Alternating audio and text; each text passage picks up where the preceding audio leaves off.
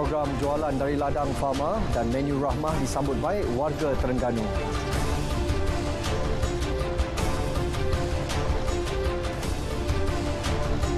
...1,888 pegawai dan anggota polis ditugaskan sekitar Batu Cave sempena perayaan Thaipusam.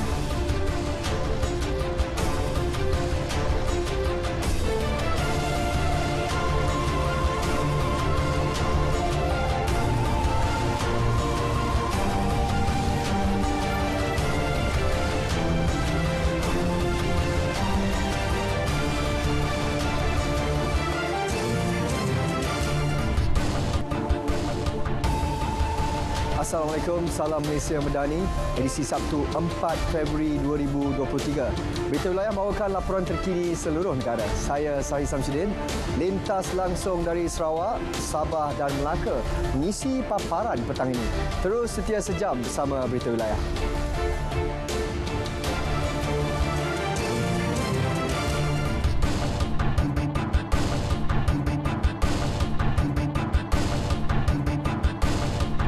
Perangi isu Islamofobia dan apa jua bentuk diskriminasi.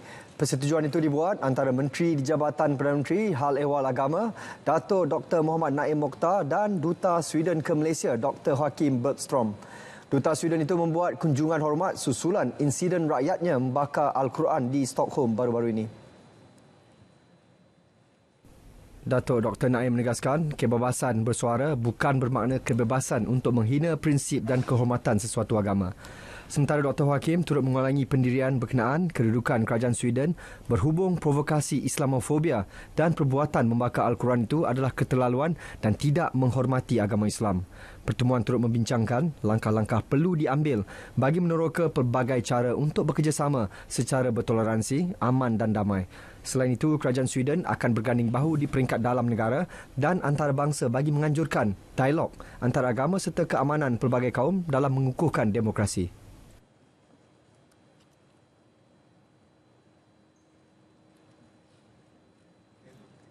Program jualan terus dari ladang JTDL, Lembaga Pemasaran Pertanian Persekutuan Fama, bukan sahaja menguntungkan pengguna, malah mampu meningkatkan pendapatan pengeluar ladang kontrak, produk buah-buahan dan sayuran.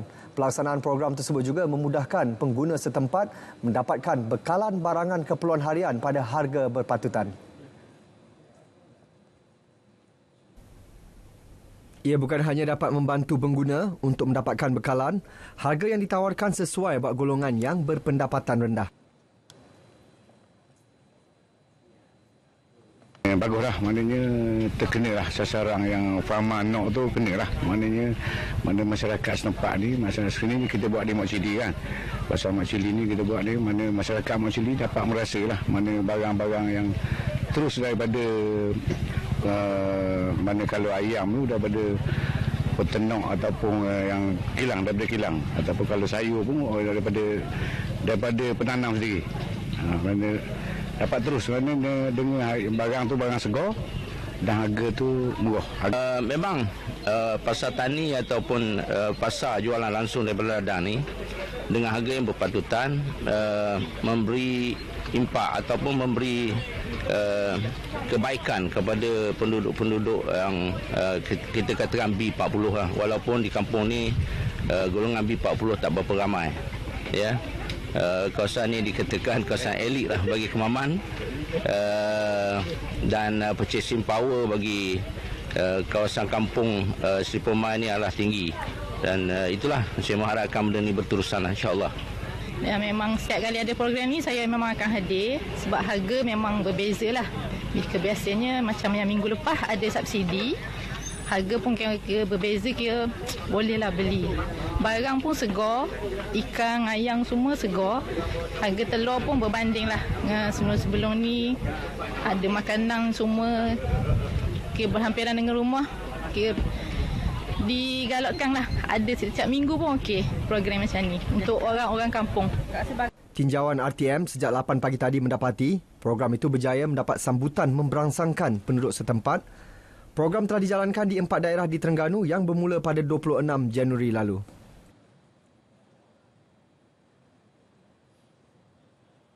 Menu Rahmah mendapat sambutan positif warga Terengganu. Harga berpatutan yang ditawarkan jelas tidak membebankan pengunjung untuk makan bersama keluarga. Perinciannya bersama wartawan Siti Jamilah Hanim Jamil di Kuala Terengganu. Silakan, Jah.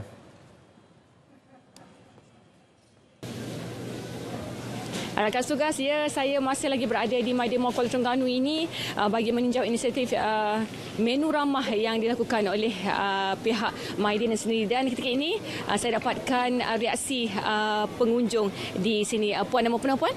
Nama saya Puan Nuraini binti Ibrahim. Okey, Puan. Jadi pandangan Puan lah mengenai menu ramah ni. Nampak pun menu menyelerakan. So pandangan Puan macam mana? Pandangan saya memang baguslah sebab dia menjimatkan. Dengan ikan seko, sayur kakor, nasi, okeylah, bawah pada RM5. Biasa kalau kita beli ikan yang luar pun belum masak lagi mahal kan. Ni dah siap masak, okeylah harga. Memang boleh lah. Puan, ini kali keberapa Puan membeli menu ramah ni, Puan? Saya pertama kali. Baru dilancarkan kan. Ni pertama kali. Okey, Puan, terima kasih. Okey, terima kasih. Okey, dan saya dapatkan seorang lagi pengguna. Okey, Puan nak nama? Nama Nur Hafiz Samir Abdul Wahab. Okey. Jadi boleh kongsikan kepada saya lah. Bagaimana pandangan Puan mengenai menu ramah ni? Alhamdulillah lah. Menu ramah ni sesuai untuk semua golongan lah. Maknanya boleh belilah untuk golongan-golongan semualah. Alhamdulillah bagus lah. Jadi Puan rasa inisiatif ramah ni yang dilakukan oleh kerajaan ni memang amat bagus lah sebenarnya. Alhamdulillah bagus lah. Baguslah untuk semua. Untuk semua rakyat Malaysia ni. Okey, Puan, terima kasih. Okey, itu tadi antara reaksi dua pengguna yang saya sempat dapatkan mengenai inisiatif menu rahmah di Maidin Mall Kuala Terengganu ini. Itu saja dapat saya kongsikan. Rakan tugas, kembali anda, silakan. Terima kasih, Jah. 1,888 pegawai dan anggota polis dari pelbagai jabatan di seluruh kontingen Selangor selain dibantu 11 agensi lain ditugaskan di 5 zon sekitar Batu Caves sempena sambutan Thaipusam. Pemangku Ketua Polis Selangor, Datuk S. Sasikala Devi berkata bilangan pengunjung yang hadir direkodkan setakat ini adalah lebih 300,000 dan keadaan di sekitar kawasan Batu Cave masih terkawal. So kami jangkakan selepas perarakan Kawadi tiba, kemungkinan pengunjung akan lebih ramai lagi pada sebelah petang dan juga pada keesokan hari ini. Setakat ini kami tidak ada apa-apa insiden yang menarik, hanya dari segi mengeluarkan saman ke atas kereta-kereta yang mungkin tidak mengikut peraturan jalan raya. Jadi di sini kami nasihatkan mereka yang datang dengan kereta itu mengikuti arahan-arahan yang dikeluarkan oleh anggota trafik supaya tidak mengganggu pengunjung-pengunjung yang datang ke sini dan juga tidak mengganggu kedai-kedai yang telah diatur di sepanjang jalan juga. Beliau bercakap kepada pemberita ketika membuat tinjauan sekitar kuil Sri Subramania Swami Batu Caves. Turut hadir Ketua Penolong Pengarah D4 Jabatan Siasatan Jenayah Bukit Aman Senior Assistant Commissioner S. Shan Muga Murti Ciniah dan Ketua Polis Daerah Gombak Assistant Commissioner Zainal Muhammad. Sementara itu, bersempena dengan sambutan perayaan Thaipusam esok, warga Ibu Pejabat Polis Bukit Aman yang beragama Hindu mengadakan program kepolisan komuniti Tanir Pantal. Tanir Pantal lazimnya diwujudkan bagi menyediakan minuman secara percuma kepada penganut yang hadir semasa perayaan tersebut. Ia akan berlangsung selama 2 hari. Dan kita telah menjalankan benda ni sejak tahun 1992. Right? Dan dia bermula daripada IPD Ceras sebagai tuan rumah, tetapi sekarang kita jadikan majlis ini sebagai satu acara untuk PDRM sebagai salah satu program community policing. Right? Dan kita akan bermula hari ini sekarang, tuan-tuan telah saksikan, sehinggalah pukul 10 malam. Dan di samping minuman ada juga benda-benda lain, goodies, makanan ringan yang akan diedarkan daripada masa ke semasa. Sebelum ke perkembangan berita selanjutnya, kita ikuti keadaan cuaca semasa bersama pegawai Met Malaysia Ruzamin Pilus.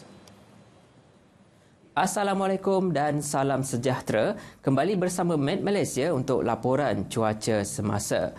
Kita mulakan laporan dengan carta angin semasa. Pada ketika ini, rantau negara dipengaruhi oleh angin timuran dengan kelajuan sederhana. Dan seterusnya pula, kita beralih pula kepada paparan radar untuk tinjauan cuaca semasa. Di Semenanjung, hujan di beberapa kawasan sedang berlaku di negeri Johor dengan tertumpu di bahagian tengah dan selatan negeri berkenaan. Dan keadaan cuaca lembap di negeri Johor ini kami jangkakan boleh berlanjutan sehingga ke malam nanti. Hujan di satu dua kawasan pula sedang berlaku di kawasan pedalaman negeri Pahang dan juga negeri Sembilan. Dan keadaan ini kami jangkakan akan beransur reda pada awal malam nanti. Seterusnya pula, di Malaysia Timur, keadaan cuaca hujan kini sedang berlaku di kesemua bahagian di Sarawak dan juga di bahagian pedalaman Sabah. Dengan keadaan cuaca lembap yang terutamanya sedang berlaku di bahagian tengah dan utara Sarawak ini boleh berlanjutan sehingga ke malam nanti. Baiklah, sebelum beredar, boleh ikuti kami di laman Facebook, Instagram, Twitter serta YouTube Met Malaysia untuk laporan cuaca yang terperinci. Sekian daripada saya, Ruzamil Pilus. Assalamualaikum dan salam Malaysia Madani.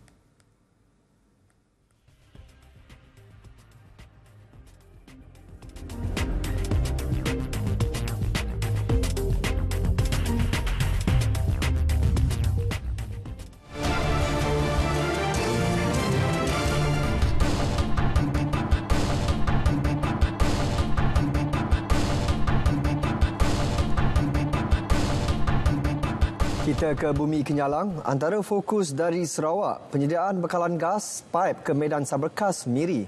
Langsung bersama Buma Win. Silakan Buma. Baik Sahih, terima kasih. Penyediaan bekalan gas pipe ke Medan Saberkas Miri adalah inisiatif terbaru di bawah strategi pembangunan pasca COVID-19 PCDS 2030 Sarawak untuk memberi manfaat kepada peniaga kecil dan sederhana. Premier Sarawak Dato' Patinggi Tan Sri Abang Johari Tun Openg berkata, inisiatif yang memfokuskan komuniti ini akan menyediakan para peniaga di Miri dengan tenaga yang berpatutan, boleh dipercayai dan bersih melalui bekalan gas asli berpaip. Premier berkata gas asli adalah sumber tenaga yang boleh dipercayai, kos efektif dan selamat serta pilihan yang kurang intensif karbon berbanding bahan api fosil lain selain menghasilkan faedah segera dan jangka panjang untuk pengguna sama ada kediaman, komersial dan perindustrian. Beliau berkata demikian ketika diwakili oleh Timbalan Premier Dato' Amar Douglas Uga Embals pada majlis pelancaran bekalan gas asli di Medan Saberkas Miri. Projek perintis di Medan Saberkas merupakan perkongsian pintar antara Majlis Bandaraya Miri MCC dan Petroleum Sarawak Berhad Petros yang telah memberi manfaat kepada 67 gerai daripada fasa pertama program ini, manakala fasa seterusnya akan membolehkan 46 gerai lagi menikmati kemudahan yang sama. Ujar beliau dengan siapnya projek perintis bekalan gas pipe ini, kemudahan sedia ada di Medan Saberkas Miri telah dinaik taraf termasuk pemasangan bumbung kekal, air bersih dan bekalan kuasa serta pakej perkhidmatan yang komprehensif. Baik, sementara itu, gaji penjawat awam negeri akan disemak semula mengikut cabaran dan keperluan semasa. Mendedahkan perkara tersebut, Premier Sarawak Dato' Patinggi Tan Sri Abang Johari Tun Openg berkata, skim perkhidmatan negeri baharu ini adalah sebagai ganjaran seiring dengan kaedah pengurusan kerajaan negeri. Menerusi skim baharu ini, Premier memberitahu ia dijangka meningkatkan tahap profesionalisme perkhidmatan awam negeri. Tidak menjanjikan bila skim baharu ini akan berkuat kuasa, buat masa ini jelasnya perkara tersebut masih dalam peringkat kajian. Dalam pada itu, Dato' Patinggi Tan Sri Abang Johari turut mendedahkan perancangan untuk mewujudkan skim pencen negeri sendiri dan tidak bergantung kepada skim di bawah Jabatan Perkhidmatan Awam Persekutuan. Ujarnya perancangan ini merupakan peningkatan cabaran dalam perkhidmatan awam negeri selain peningkatan jumlah pendapatan negeri yang menghampiri 12 bilion ringgit pada tahun lepas. Premier Sarawak berkata demikian pada Landas Summit 2023 bersempena sambutan ulang tahun ke-105 Jabatan Tanah dan Survey JTS di Kuching. Dalam ucapannya juga, Datuk Petinggi Tan Sri Abang Johari turut mengumumkan geran berjumlah RM5 juta untuk kajian bersama antara JTS dan Universiti Teknologi Malaysia. Ia merangkumi kerja lapangan untuk membangunkan sistem multi-layered common data yang melengkapkan perincian kandungan bawah tanah oleh jabatan tersebut. Premier juga bersetuju untuk menambah jumlah anggota penguatkuasa JTS seperti yang dimohon oleh pengarahnya, Datuk Abdullah Julaihi, dalam usaha meningkatkan tahap keberkesanan penguatkuasa selain memberikan geran berjumlah RM25,000 kepada kelab jabatan. Terdahulu, Premier turut menyaksikan majlis menandatangani perjanjian persefahaman bersama Agensi Angkasa Malaysia dalam kerjasama mengumpul data menerusi cerapan imej satelit untuk memudahkan urusan pengisian data yang diperlukan jabatan. Allah bisa, Tegal biasa. Begitulah keluhan penduduk terjejas banjir kawasan rendah Kampung Mundai di Padawan yang seiring dilanda banjir akibat pertembungan air sungai dan hujan lebat. Malam tadi, Pusat Pemindahan Sementara PPS Dewan Kampung Mundai diaktifkan dengan merekodkan seramai 35 penduduk terjejas banjir melibatkan 9 buah rumah. Tinjauan kru RTM di PPS di Dewan Kampung Mundai pagi tadi mendapati penduduk terjejas banjir sudah mula bergerak ke rumah masing-masing berikutan cuaca cerah untuk membersihkan rumah walaupun masih belum dapat berpindah kembali ke rumah. Salah seorang penduduk terjejas, Mary Mahna Apad, 70 tahun, mereka 6 sekeluarga sedang tidur semasa rumah dinaiki air bermula 8 malam tadi. Turun di bah ya, Mak, Mi katanya. Rumah kita dah masuk air. Si sedar hujan. Memang hari panas. Hari Jumaat kan siang panas. Si sedar hujan. Apabila dah anak bungsunya dah turun ke madami, tangannya dah kena terus angkat. Air cepat naik. Apabila angkat, tiramnya dah macam biarlah. Ketok belek mak. Belek anti tu. Apabila ketok, aduh, nak turun, kaki sudah masuk air. Barang-barang semua dah basah. Ada yang tumbang, yang masih angkat pun tak ada guna. Dalam pada itu, beliau turut memuji peranan pemimpin peringkat komuniti yang bertindak pantas memindahkan mereka dengan segera di Balai Raya berdekatan sebelum pasukan penyelamat tiba selain membantu memindahkan barangan rumah. Ada kami kolera. Yang bertindak cepat. Munsi cepat habis tiram di atas katil dah habis. Ia bertindak nya turun mah dengan cucu, dengan anaknya sekali, laki bini dengan anaknya sekali tu. Si ambil barang mak kata, yang dapat mak, yang si dapat biarkan. Manakala Ketua Kaum Kampung tersebut, Sapin Kiri, memberitahu beliau bergegas ke rumah penduduk sekitar untuk membantu bersama keluarganya. Kami juga semua kampung yang terlibat lah kena banjir. Jadi pindah ke balai. Banjir itu yang dilanggar banjir tempat yang rendah, yang selalu tiap kali lah rasa hujan lebat memang kena banjir lah. Jadi saya suruh mereka pindah ke balai lah. Saya buka balai, bantu oleh orang Lela lah.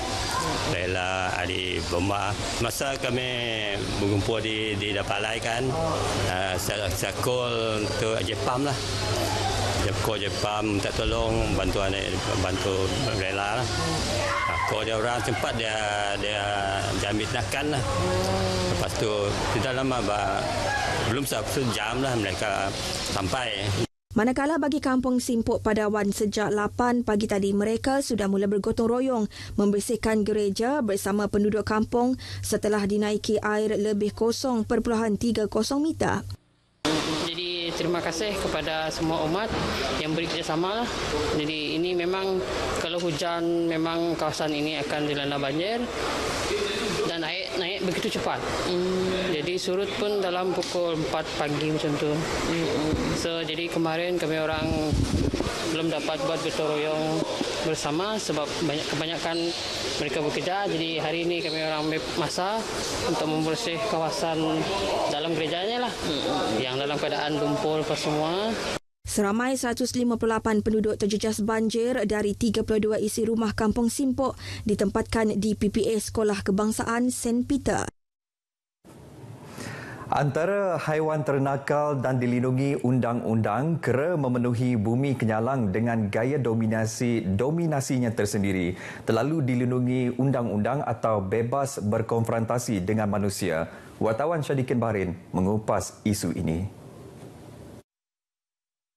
Yang tutup. Tutup. Kedang tangan penjantuk dibuka, tangan yang ngulu ya yang meraba. Dirabanya. Apa barang nak dirasa tangannya. Bukan sekadar menceroboh dan mencuri, tetapi juga bertindak agresif jika dicabar. Kita nak takutnya, nak ngembaknya ngentam kita lagi. Nyasik agak kita. Bisa ngembaknya tu. Ya, seriusnya. Ini situasi yang dihadapi bukan sahaja di Kampung Muara Tempas Kuching, tetapi di seluruh negeri. Konflik antara manusia dan monyet mungkin perkara biasa, tetapi adakah kurang penguatkuasaan, kurang kawalan atau terlalu dilindungi undang-undang? Bagi Pegawai Konservasi Kanan Perbadanan Perhutanan Sarawak SFC, Sungai Silang, kes serangan monyet ini bukan sekadar berlaku di kawasan kediaman baru saja. Tidak semestinya di kawasan yang baru dibuka. Ya. Kita juga menerima laporan di kampung ataupun di kawasan-kawasan yang telah wujud. Sebab kera ini dia dapat berkembang biak dengan cepat di kawasan-kawasan yang berhampiran dengan manusia. Pada Mei tahun lepas, penduduk kampung Tian di Muka hidup dalam ketakutan selepas kumpulan monyet didakwa bertindak ganas dengan menyerang penduduk kampung itu ketika mereka sedang tidur. Menangani konflik itu, Pasukan Tindakan Pantas Hidupan Liar SFC dipanggil bagi menghentikan keganasan primate terpabit. Itu satu dari puluhan kes yang berlaku di seluruh Sarawak. Sepanjang tahun lepas saja, SFC melaporkan sebanyak 21 ekor kera ditangkap di seluruh negeri dan 2 lagi kes masih dalam siasatan dalam pelbagai peringkat. Namun, tiada seekor pun dibunuh. Monyet yang ditangkap dihantar ke Pulau Kerak atau Taman Negara Tanah Bencah Kuching bagi membolehkannya membiak bebas tanpa campur tangan manusia. Penempatan semula monyet ini juga membuktikan usaha konservasi Sarawak terhadap haiwan terlindung amat serius. Kita sepatutnya dapat hidup dengan hidupan liar sebab itu adalah sebahagian daripada biodiversity yang ada di negara kita. Namun, ia tidak mudah bagi Ahmad. Boleh kita hidup sama kak? Ni dapat. Saya dapat sama hidupnya. Mengakui banyak usaha telah dilakukan di SFC dalam mengawal populasi berkenan. Namun, seperti manusia juga, kera haiwan yang degil. Berasimilasi atau beradaptasi mungkin masih sukar diterima lebih-lebih lagi dengan binatang nakal seperti kera. Mungkin sedikit masa lagi.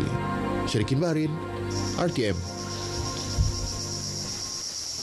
Baik, saudara, perkongsian itu tadi mengakhiri berita dari Sarawak. Salam Malaysia Madani. Kita kembali bersama Sahi di Angkasa Puri. Sahi, silakan. Terima kasih, Buma.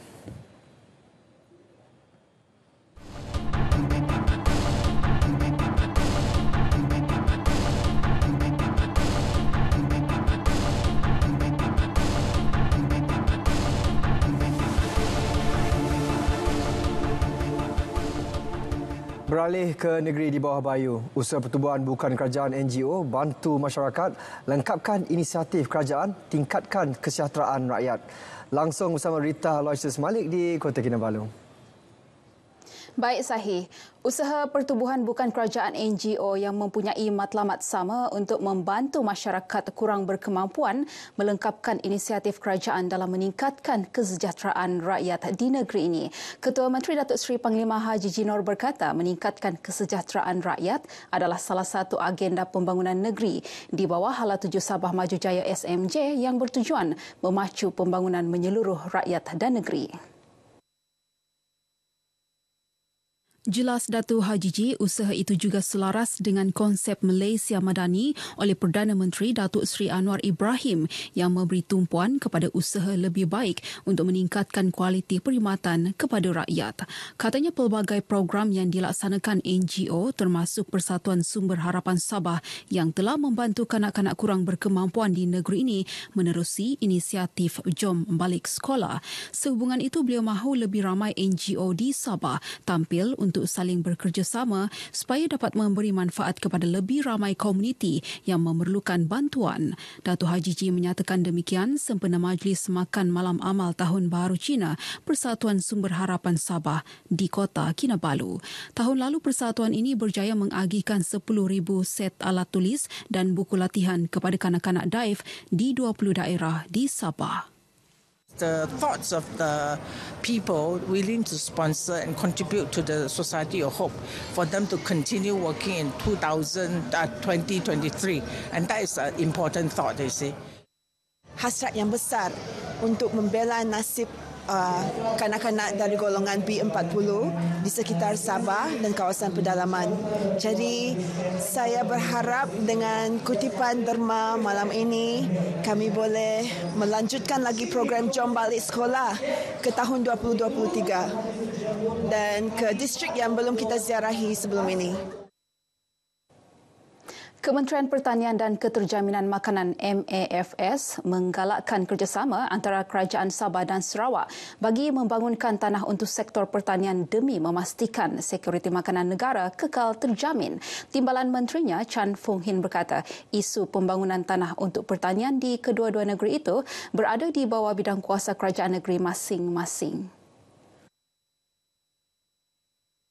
Dana memang di bawah hal ehwal kerajaan negeri. Okay? So, kalau kerajaan bersekutuan nak datang ke Sabah, nak datang ke Sarawak untuk buat projek-projek pembangunan, so selalu berlakunya ini proses libat urus macam mana kita nak memperoleh tanah untuk pembangunan. Beliau ditemui media selepas Majlis Perjumpaan dan Amanat sempena lawatan kerja rasmi ke Tawau di Pertubuhan Peladang Kawasan PPK Kalabakan. Dalam pada itu, Chan berkata Sabah dan Sarawak juga mempunyai kuasa untuk membenarkan ekspor dan import sumber makanan secara sendiri di samping ketika ini keperluan bekalan makanan negara termasuk di kedua-dua negeri berkenaan berada pada tahap mencukupi. Tambah beliau, MAFS juga berusaha membantu petani yang mengalami kerugian disebabkan bencana alam seperti banjir dan bantuan disalurkan melalui dana tabung bencana dalam pelbagai bentuk membabitkan nilai 50% daripada jumlah kerugian. Sementara itu, Pembantu Menteri Pembangunan Perindustrian dan Keusahawanan, Dato' Andi Muhammad Suryadi Bandi menzahirkan hasrat agar Parlimen Tawau turut memiliki projek Taman Kekal Pengeluaran Makanan TKPM berasaskan ternakan ruminan seperti lembu, kerbau, kambing, biri-biri dan rusa. Katanya terdapat kawasan padang ragut seluas kira-kira 121 hektar di Pulau Sebatik, Tawau yang berada di bawah Jabatan Perkhidmatan Veteriner Sabah. Cadangan penggunaan tanah berkenaan boleh dipanjangkan kepada kerajaan negeri ataupun kawasan baharu kerana masih banyak tanah milik kerajaan yang boleh dibangunkan. Kerajaan negeri melalui Kementerian Pembangunan Masyarakat dan Kesejahteraan Rakyat bercadang untuk menubuhkan 6 pusat dialisis di daerah terpilih di negeri ini. Penubuhan pusat tersebut bagi membantu pihak hospital menampung keperluan pesakit yang memerlukan perkhidmatan itu. Menurut Menteri Pembangunan Masyarakat dan Kesejahteraan Rakyat Datuk James Ratib, pewujudan pusat tersebut juga sekaligus memudahkan pesakit untuk mendapatkan perkhidmatan sewajarnya. Ini baru cadangan. Saya mendapati bahawa ramai pesakit-pesakit yang mengidap dialisis dan ini amat menyusahkan mereka kerana kita masih kekurangan pusat-pusat perkhidmatan dialisis ini. Jadi saya bercadang kepada pihak Yayasan Petronas kerjasama dengan JPKA supaya dapat membuka sekurang-kurangnya 6 tempat kawasan dialisis ini. Beliau menyatakan demikian kepada media selepas merasmikan program Sentuhan Kasih Tahun Baharu Cina 2023 di Membakut.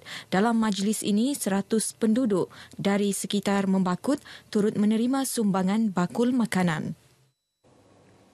Perkembangan semasa banjir. Setakat 4 petang tadi, trend semasa banjir terus menurun dengan 134 orang daripada 40 keluarga yang ditempatkan di sebuah pusat pemindahan sementara PPS di daerah Beaufort.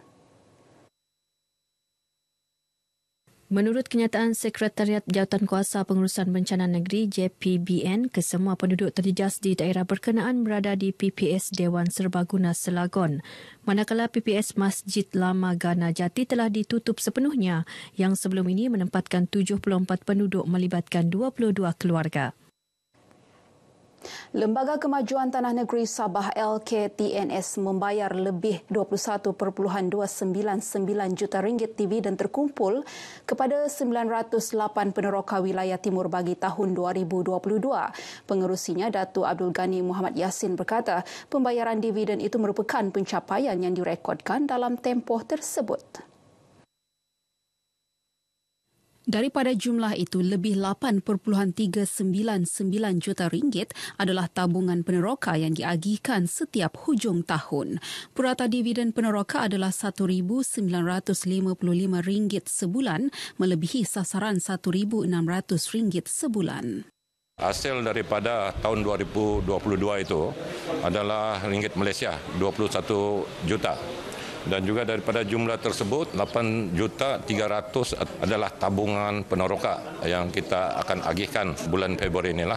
Jadi untuk makluman juga, pendapatan yang terkumpul ataupun termasuk dividen dan juga tabungan ini adalah berjumlah ringgit Malaysia 3.715 sebulan lah. Ini melapasi sasaran sebanyak 1.600 yang kita telah rancangkan itulah.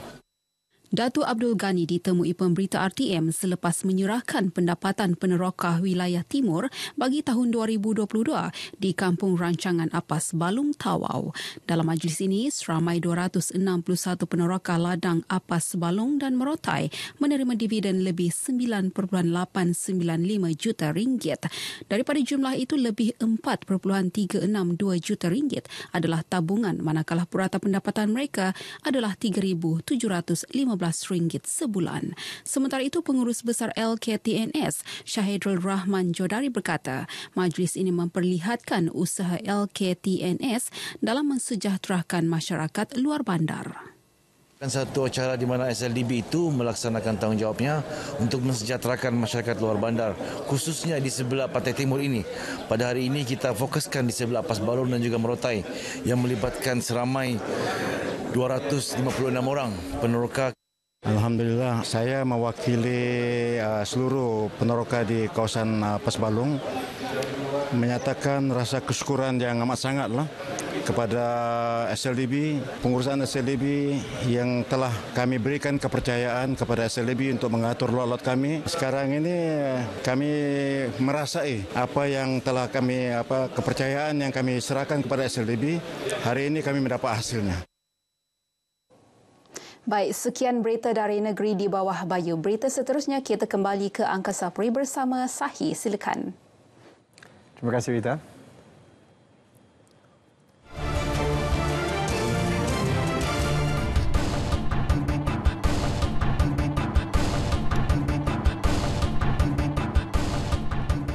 Perkembangan dari Melaka, negeri bersejarah, antaranya pemilihan peserta Zon Selatan. Program realiti bola sepak RTM bermula hari ini. Langsung ke studio RTM Melaka bersama Nur Syafinas Sari. Syafinas? Baik, Sahi. Sebuah pusat jagaan warga emas di bawah seliaan Majlis Agama Islam Melaka MAIM bakal diwujudkan di Bukit Katil Melaka. Projek rintis itu dilaksana bagi menempatkan warga emas beragama Islam memandangkan hanya terdapat sebuah pusat jagaan menempatkan golongan itu di negeri ini iaitu di Jasin. Timbalan Presiden MAIM, Datuk Mat Rawi Mahmud berkata, RM360,000 diperuntukkan setahun untuk pengoperasian pusat berkenaan yang dijangka mula dibuka pada Mac depan. Jadi di Melaka ni kita ada satu, itu di pusat penjagaan Kemengkang, Kabel Kemengkang. Padat, penuh. Kita terpaksa hantar ke Johor. Kedua tempat di Johor. Jadi inilah masalah kami. Jadi saya melihat keperluan kepada mengadakan pusat ini yang amat penting. Jadi saya telah mencadangkan kepada MAIM dan alhamdulillah Yang Wakil Menteri pun amat setuju. Ini sebagai langkah pertama. Tambah beliau, sukarelawan MAIM turut dilatih untuk bersama membantu warga emas di pusat jagaan itu nanti. Beliau ditemui pemberita pada majlis sambutan Tahun Baru Cina, anjuran Persatuan Cina Muslim Malaysia MAKMA di Bandaraya Melaka. Sementara itu, Persatuan Cina Muslim Malaysia MAKMA menggalakkan cawangannya di setiap negeri menubuhkan koperasi bagi menambah sumber pendapatan untuk aktiviti persatuan. Presidennya Profesor Dato' Dr. Taufik Yap Yun Hin berkata, buat masa ini hanya beberapa negeri mempunyai koperasi, antaranya Terengganu dan Kelantan. Ia dapat menggalakkan cawangan di negeri lebih aktif dalam melaksanakan pelbagai program. So far yang ini yang paling aktif. Di negeri lain kita memang galakkan supaya buka. Sebab dia kena inisiatif dari negeri itu sendiri. Dan kita kalau boleh kan, kita tidak terlalu mengharap kepada jabatan atau majlis lah. Sebab kita kena tunjukkan bahawa kita berupaya untuk menjana pendapatan kita sendiri. Dalam pada itu, MAKMA bakal mewujudkan 2 lagi cawangan baru pada tahun ini, iaitu di Langkawi dan Perlis. Beberapa program pendidikan tambahan dilaksana Institut Tun Perak ITP buat calon CJ Pelajaran Malaysia SPM sebelum menduduki peperiksaan pada 20 Februari ini. Ia bagi memastikan pelajar terus bersemangat dan mengekalkan momentum untuk memperoleh kejayaan. Ketua Pegawai Eksekutif ITP, Profesor Dr. Muhammad Ainuddin Iskandar Lee Abdullah berkata, antara program dilaksanakan adalah program motivasi diri. Kita cuba memberikan booster, maksudnya tambahan lagi kepada pelajar agar mereka sentiasa mendapat ataupun menjiwai deria kecemerlangan. Itu adalah kami punya sasaran, memastikan bahawasanya mereka ini tidak tergelincir dalam memecut di saat akhir ini. Itu antara mungkin kami ini boleh dikatakan sebagai satu orang kata cubaan untuk memastikan pihak ataupun pelajar terutamanya supaya mereka itu sentiasa fokus supaya mereka dapat mencapai kejayaan. Itu adalah matlamat kami. Jelas beliau, pendidikan dan sosioekonomi merupakan salah satu kluster diwujudkan di bawah ITP selain kluster urus takbir, kluster sejarah dan warisan serta kluster data raya. Justru komitmen berterusan akan dilaksanakan ITP dalam memastikan setiap kluster mencapai sasaran. Program realiti bola sepak pertama di RTM, The Next Supermoh, membuka tirai bermula dengan pencarian pemain terbaik Zon Selatan di Stadium Universiti Teknikal Malaysia Melaka UTM hari ini. Sebanyak 16 pasukan yang terdiri daripada pemain bawah 17 tahun membabitkan 3 negeri Zon Selatan iaitu Melaka, Negeri Sembilan dan Johor tampil menyelahkan bakat masing-masing. Penerbit program Datuk Jasni Syafiee berkata, program realiti ini bertujuan melahirkan bakat baru demi kemajuan sukan bola sepak negara. Jadi saya percaya dengan gabungan jurulatih yang hebat, kita dapat menampilkan ataupun kita dapat menghasilkan pemain-pemain yang mungkin dalam 4-5 tahun lagi, pemain-pemain yang beraksi di Melaka ini, mungkin kita akan dapat melihat mereka mewakili pasukan kebangsaan ataupun pasukan-pasukan kelab di negara kita. Pemilihan pemain akan dilakukan di 4 zon dengan Melaka menjadi tuan rumah bagi Zon Selatan, manakala Zon Tengah diadakan esok di Shah Alam, Selangor. Zon Timur di Kota Baru, Kelantan pada 11 Februari dan Zon Utara di Sungai Petani Kedah pada 18 Februari. Secara keseluruhan, 40 pemain terbaik akan dipilih dan menjalani latihan di Kuala Lumpur bagi membentuk satu pasukan sebelum dibawa ke Thailand bagi menentang pasukan PT Prachuap FC. Sekian paparan berita dari Melaka. Assalamualaikum dan salam Malaysia Madani. Kembali ke Angkasa Puri. Terima kasih Syafinas. Kadar pengambilan suntikan vaksin dos penggalak kedua di Johor masih rendah iaitu 1.9%. Justru, Exko Kesihatan dan Perpaduan Ling Tian Sun berkata usaha menggalakkan lebih ramai mendapatkan suntikan giat dilakukan serta fokus turut diberi kepada pesakit kronik. Okey, kalau boleh mestilah kita nak cuba sedaya upaya untuk meningkatkan jumlah jumlah rakyat kita, jumlah bangsa Johor yang menerima booster yang kedua. Tapi mudah-mudahan sehingga hari ini kita belum terima terima statistik lagi mengenai bahawa COVID ini dilanda sekali lagi. Okey, sehingga sekarang masih under control lagi lah. Beliau berkata demikian ketika majlis pelancaran Aqua Agro Project Aqua Agro RT Johor. Suntikan vaksin dos menggalak kedua ditawarkan setiap hari di hospital negeri, manakala tawaran suntikan berjadual di klinik kesihatan. Kerajaan Negeri Johor berhasrat melaksanakan 20 projek tambahan setiap tahun bagi mencapai sasaran 100 buah projek di bawah projek Aquagro Rukun Tetangga RT Johor. Ia bagi memperkukuh ekonomi komuniti Rukun Tetangga KRT di seluruh negeri. Sehingga kini 54 KRT di Johor terlibat mengusahakan inisiatif berkenaan. Laporan lanjut bersama wartawan Erwin Zaid.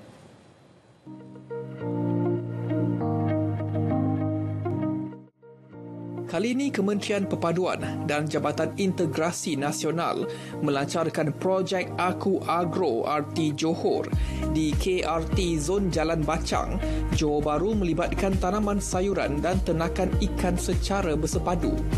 Exco Perpaduan dan Kesihatan Negeri Ling Tian Sun berkata, untuk tahun ini kerajaan negeri memberi sumbangan RM230,000 bagi menjayakan projek tambahan. Sementara itu, RM1.56 juta diperuntukkan bagi 20 projek tambahan pada tahun hadapan.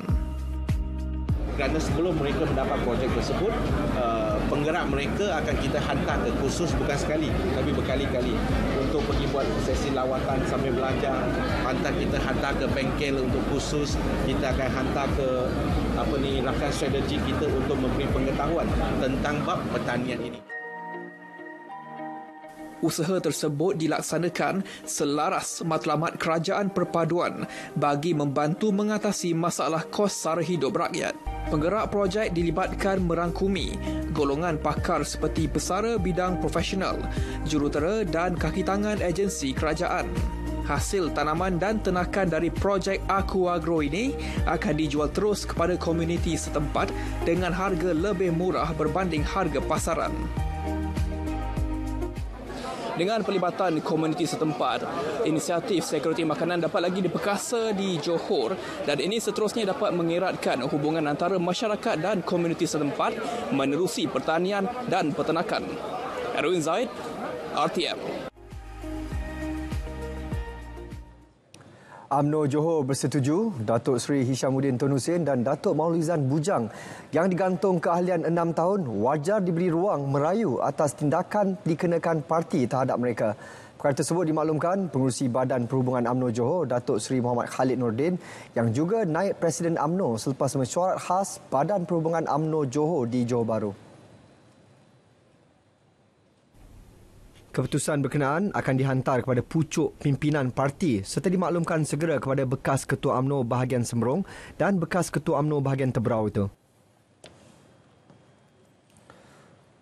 Dalam keadaan kita akur kepada keputusan parti, UMNO Johor juga turut berbincang, menzahirkan rasa sedih atas apa yang berlaku kepada kedua-dua pemimpin yang tak dapat dinafikan banyak berjasa kepada UMNO Johor khususnya.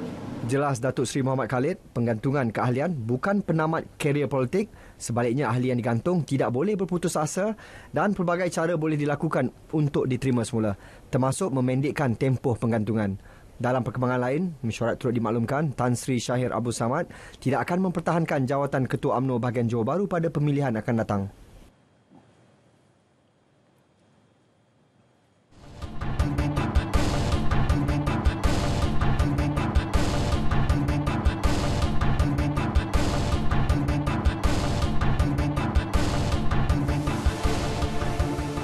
Kelonggaran kod etika pemakaian bagi orang awam yang hadir membuat aduan atau sebarang urusan di balai polis wajar diberi jika membabitkan kes kecemasan. Tegas Ketua Polis Negara Tan Sri Akhil Sani Abdullah Sani, jenis kecemasan juga perlu diperhalusi sama ada melibatkan hidup atau mati dan seumpamanya. Jelas beliau, semua pihak perlu akur dengan etika pemakaian itu kerana ia selaras dengan prinsip kelima rukun negara, kesopanan dan kesusilaan.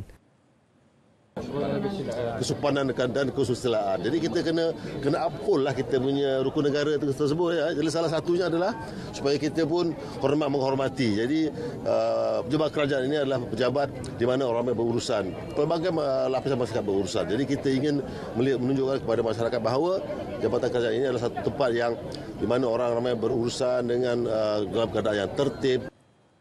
Beliau berkata demikian ketika mengulas insiden seorang wanita yang melakukan provokasi apabila dihalau keluar dari balai polis di Kajang kerana memakai pakaian tidak bersesuaian 4 hari lalu. Konsert Muzika Extravaganza kembali selepas 3 tahun tidak diadakan akibat pandemik COVID-19. Konsert edisi ke-14 yang berlangsung malam ini dengan kerjasama RTM dan Mediacorp menampilkan barisan artis popular tanah air dan Singapura. Penerbitnya Rashidah Ali berkata konsert akan berlangsung selama 2 jam di Auditorium Perdana Angkasa Puri Kota Media dengan tema konsep duo yang mengangkat lagu hits Malaysia dan Singapura. Istimewanya pada kali ini apabila kesemua pemain industri kreatif tanah air bergabung di atas satu pentas, artis Malaysia dan Singapura, penari Malaysia, pengacara, semua berada di atas satu pentas yang sama. Antara artis yang menarik akan membuat persembahan Datuk Ramli Sarip, ada Datuk Khatijah Ibrahim, Hil Husaini, Rahila Rashun dan ramai lagi dari kedua-dua negara. Konsert Muzika Extravaganza pada 8.30 malam ini disiarkan secara langsung menerusi 2 stesen iaitu TV2 RTM dan Suria Mediacorp. Ia merupakan acara penutup kepada penganjuran mesyuarat jawatankuasa bersama JCM ke-6 bidang penerangan dan komunikasi bagi kedua-dua negara dengan Malaysia menjadi tuan rumah kali ini. Muzika Extravaganza kali ini menampilkan pengacara Nabila Huda dan Suhairi Sumari selaku hos. Manakala Hakim Ahmad, Stacey, Datuk Khatijah Ibrahim dan penyanyi dari Singapura Elfie Ismail, Rahila Sahun dan Yung Raja antara yang akan memeriahkan konsert.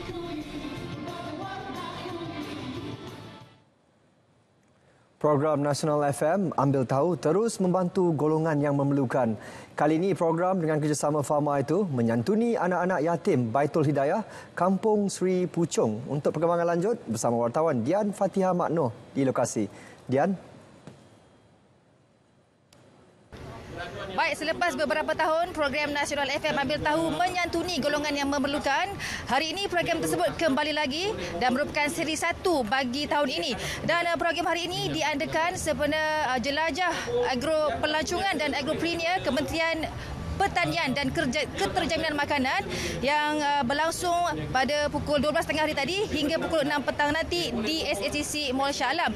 Dan untuk mengetahui lanjut, kita bersama dengan penerbit Nasional FM Ambil Tahu Seri 1 2023 iaitu Puan Nurul Asyah Bidin yang berada di sebelah saya ketika ini. Baik Puan, Assalamualaikum. Assalamualaikum. Kalau Puan boleh kongsikan mengenai program yang berlangsung pada pagi ini dengan diadakan sendiri oleh Nasional FM. Baik, Alhamdulillah hari ini 4 Februari 2023 Nasional FM Ambil Tahu siri yang pertama untuk tahun 2023 kita berkolaborasi bersama-sama dengan Fama dan hari ini kita menyantuni anak-anak yatim Baitul Hidayah itu seramai 20 orang di mana Nasional FM Ambil Tahu untuk siri yang pertama inilah yang kita lakukan di mana kita menyantuni anak-anak yatim ini.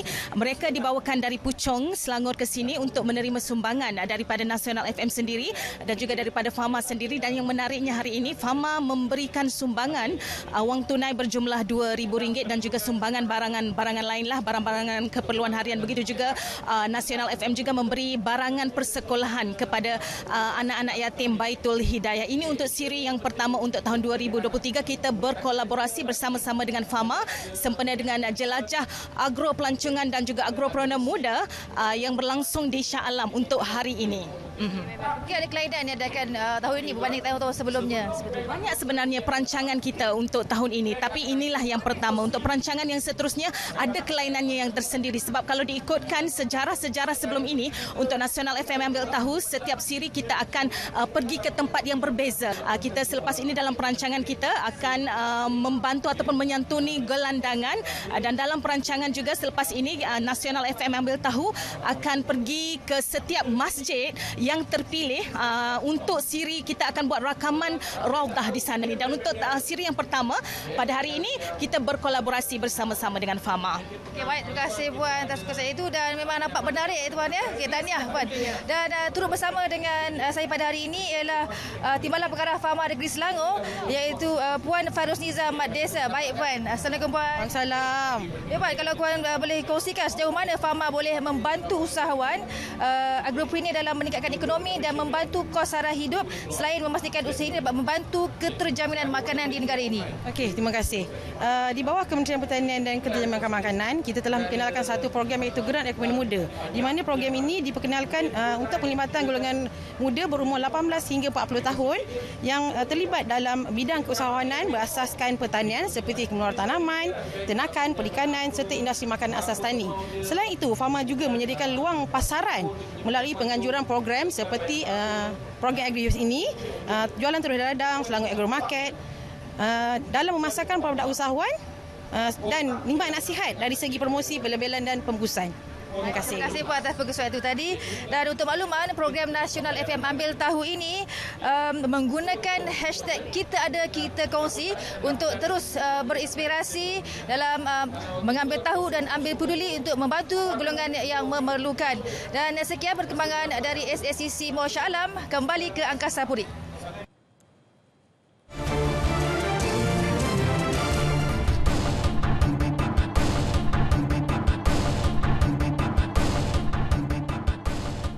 Berpaut pada tong simpanan ais lebih 8 jam selepas bot karam di perairan Kemasin, Bacok. Seorang nelayan berjaya diselamatkan selepas dilaporkan hilang sejak Rabu lalu. Mak Yaki Mat Ming memberitahu botnya karam akibat dipukul ombak besar semalam. Menceritakan kejadian, Mak Yaki memaklumkan dia bersama dua lagi rakannya yang menaiki bot berasingan cuba menyelamatkan botnya daripada menghadapi gelombang ombak setinggi 3 hingga 4 meter. Namun, sebaik terpisah dengan dua rakannya, bot dinaiki mula dipukul ombak di bahagian tepi sebelum karam. Dia sempat menghubungi rakan-rakannya menerusi radio satelit bagi memaklumkan keadaannya. Goyak leh ya, goyak tolong mutu nak selai, goyak ataupun mutu nak selai ni. Pakai selalu dia goyak banyak tu ya. Pakai selai rai tu. Kita pun tujung pakai berani gantung di gabuh dulu, gabuh besar lah. Lepas gabuh tu kata tak boleh nak tupai nyawa lah situ. Gabuh, lepas gabuh tu mari pergi tupai di peti batu. Tudung. Mak Yaki dihanyutkan sejauh 9 batu nautika sebelum berjaya diselamatkan rakannya. Okey. Pasukan Terengganu FC TFC bakal mengharungi 4 aksi persahabatan pramusim di Thailand bermula 8 hingga 13 Februari ini. Aksi pemanas badan itu penting buat jurulatih barunya Tomislav Stekbukner untuk menilai secara keseluruhan prestasi pasukannya yang mula dibentuk pada akhir musim lalu. Untuk kempen musim ini, TFC menggunakan 5 tonggak import baru selain ramai pemain muda daripada pasukan TFC 2.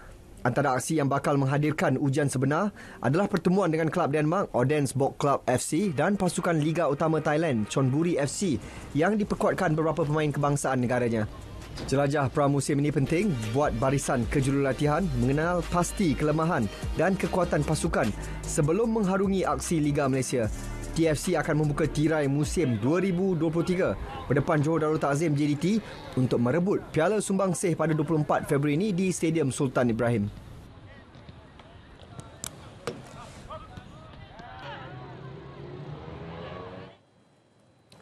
Kanser merupakan penyebab kematian kedua tertinggi di dunia. Namun penyakit tersebut boleh dirawat sehingga pesakit pulih.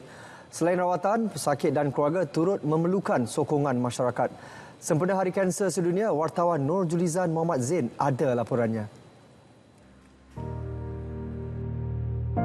Persatuan Sokongan Kanser Kanak-Kanak, Pusat Perubatan Universiti Kebangsaan Malaysia CAKNA Seremban 2 antara institusi yang komited membantu pesakit kanser kanak-kanak sejak tahun 2008. Kanser di kalangan kanak-kanak ni sebenarnya dia kanak-kanak tadi mempunyai peluang yang lebih baik sebenarnya daripada orang dewasa. dan mereka akan hidup, insya-Allah akan hidup lebih panjang. Cumanya kita kena bersedia untuk memberi mereka sokongan yang diperlukan, sebab walaupun contohnya bila anak tu dah tak ada kanser, tetapi dia ada kesan. Ada kesan-kesan kesampingan sama ada dari segi fizikal ataupun mental dan emosi. Cakna turut memperuntukkan starter kit untuk pesakit yang memulakan rawatan di ward. Bukan sahaja prihatin kepada pesakit, Cakna turut mengambil berat emosi dan keperluan keluarga pesakit. Antaranya, memberi sumbangan kepada yang memerlukan untuk kos sara hidup dan kos pengangkutan untuk rawatan intensif selain sumbangan sempena hari perayaan. Saya terlibat dengan Persatuan Cakna ni daripada masa kemasukan di HUKM lah, masa kami warded di ward, dan jururawat ada bagi kami penerangan lah tentang NGO-NGO yang sokong, yang bagi bantuan untuk anak-anak yang ada pesakit-pesakit kanser kan. Yang sokong untuk kanak-kanak kanser ni dapat start daripada dapat starter kit. So dapat mengurangkan beban kami lah dekat situ yang kita tak tahu. Mula-mula kita masuk, Cakna banyak bagi starter kit. Ada starter kit untuk parent-parent yang first time anak kena kanser. Lepas tu banyak lagi lah bantuan-bantuan moral, bantuan semangat, bagi semangat kepada pesakit-pesakit kanser semua. Cakna turut menganjurkan pelbagai program bagi meraihkan pesakit-pesakit. Terbaru, Cakna menjayakan Perhimpunan Superhero Persatuan Sokongan Kanser Kanak-Kanak PPUKM dengan penglibatan 80 pesakit kanser kanak-kanak. Sempena Hari Kanser Sedunia ni ialah sebab patut kita baru saja buat Haiti Superhero ni. Ini sebagai untuk nak meningkatkan kesedaran masyarakat bahawa kanser tu dia tidak memilih umur. Ya, kita ada pesakit yang daripada 1 bulan pun telah disahkan mengidap kanser dan perlu menjalani rawatan yang berat seperti kemoterapi, radioterapi dan sebagainya. Jadi, inisiatif yang dilaksana Persatuan Sokongan Kanser Kanak-Kanak PPUKM ini mampu memberi sinar dan harapan kepada pesakit kanser kanak-kanak untuk kembali pulih serta menjalani kehidupan seharian. Sementara itu, bagi ibu bapa pesakit kanser kanak-kanak, mereka bersyukur dan berterima kasih kepada Cakna yang telah banyak memberi bantuan serta sokongan selama ini. Cakna adalah satu daripada pelbagai agensi yang aktif memastikan persatuan kanser menjalani kehidupan normal walaupun menderita penyakit berkenaan. Semestinya, usaha mereka wajar dijadikan teladan dan mendidik masyarakat untuk turut sama memberi sokongan. Nur Julizan Muhammad Zain, RTM.